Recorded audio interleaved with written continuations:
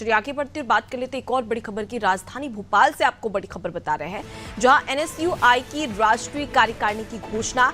चुनाव से पहले राष्ट्रीय कार्यकारिणी की घोषणा होगी। आपको बता दें कि नई कार्यकारिणी में 8 राष्ट्रीय महासचिव बनाए गए हैं। मध्य प्रदेश से अंकुश भटनागर राष्ट्रीय महासचिव बने हैं।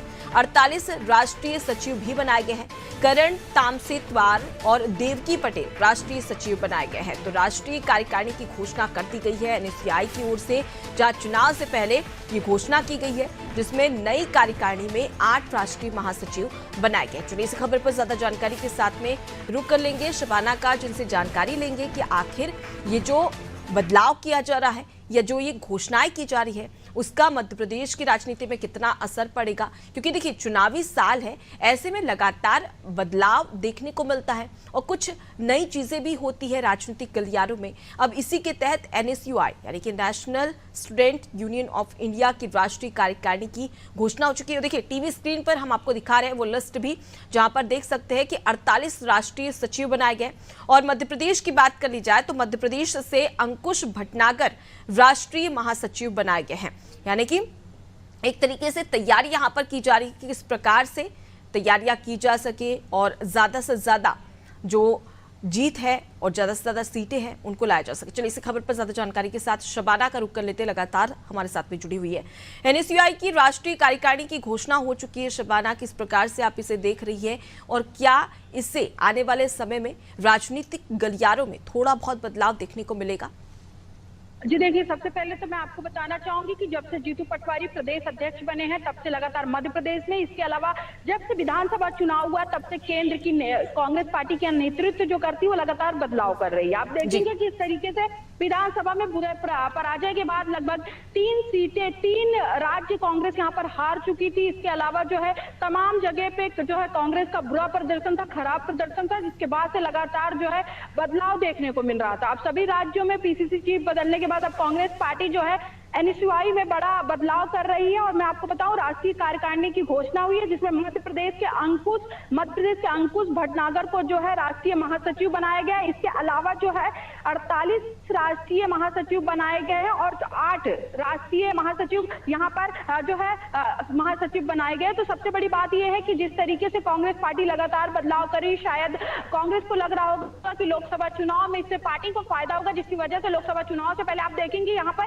कि किस तरीके से प्रत्याशियों के नामों का ऐलान अभी तक पेंडिंग में पड़ा है, लेकिन बदलाव लगातार जारी है। तो कहीं ना कहीं कांग्रेस पार्टी अभी एक्टिव मोड पर है और ये लोकसभा चुनाव के जो नतीजे हैं, कांग्रेस पार्टी किस तरीके से परिवर्तन के जरिए लोगों के दिलों में बसना चाहती है और जो 70 साल की इनकी सरकार रही उसमें क्या क्या काम किए हैं, ये वो लोग हैं, ये वो युवा नेता है जो जनता के बीच लेकर जाएंगे। अब कांग्रेस युवाओं के माध्यम से जो है लोगों को साधने की तो कांग्रेस कहीं ना कहीं युवाओं के माध्यम से लोगों को साधने की, आम जनता को साधने की और कहीं ना कहीं युवाओं को साधने का प्रयास भी यहाँ पर करती नजर आएगी।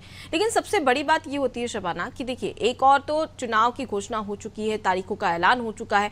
बीजेपी मध्य प्रदेश में अपनी स्थिति पूरी तरीके से हर एक सीट पर स्पष्ट कर चुकी है। लेकिन बात कर ली जाए कांग्रेस की तो अभी भी गहमा गहमी है। दूसरी ओर तैयारियों पर ध्यान दिया जा रहा है। कुछ प्रत्याशी ऐसे जो प्रचार में लगे, लेकिन वहीं अभी भी 3 सीटें ऐसी हैं जहां पर कांग्रेस ने अपने प्रत्याशी खड़े नहीं किए। तो इससे क्या समझा जाए कि क्या ये रणनीति तमाम है वो कारगर साबित होगी? जी देखिए, बिल्कुल मैं आपको बताना चाहूंगी, कांग्रेस पार्टी की अगर बात करूं तो पहले चरण में उन प्रत्याशियों का नाम लिया गया था जहां सर्वे के दौरान सिंगल नाम सामने आए थे। दूसरे चरण में उन प्रत्याशियों का नाम लिया गया है जिनको समझा बुझाकर 2 सर्वे वाले नामों को जो है समझा बुझाकर एक जो है प्रत्याशी जिनको समझाया गया कि आप अगली बार चुनाव लड़िएगा, आपको अगली बार मौका दिया जाएगा।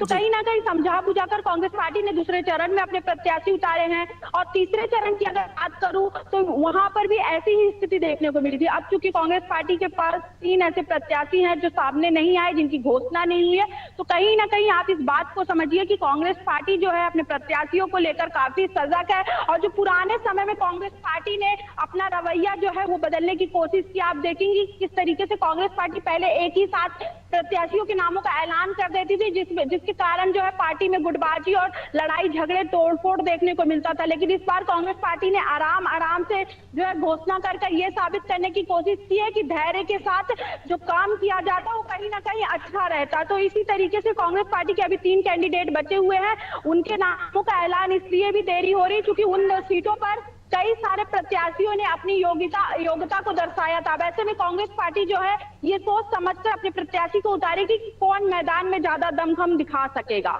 जी बिल्कुल, तो तैयारियां की जा रही है, लेकिन अब देखने वाली बात होगी कि ये तैयारी किस प्रकार से कांग्रेस के लिए कामगर होती हुई नजर आती है। क्योंकि एक और देखा जाए तो प्रत्याशी की बात को तो ठीक है, लेकिन दूसरी ओर कई ऐसे कांग्रेसी है जो कि भाजपा की सदस्यता ले रहे हैं। तो एक के बाद एक कांग्रेस के लिए एक बड़ी चुनौती बन रही है। और अब ऐसे में देखने वाली बात होगी कि क्या मध्य प्रदेश में लोकसभा चुनाव के तहत कांग्रेस कोई कमाल कर पाती है, या फिर एक बार फिर से मध्य प्रदेश में कमल का कमाल ही देखने को मिलेगा। लौटूंगी आपके पास में, आगे भी आपसे खबर पर अपडेट लेंगे।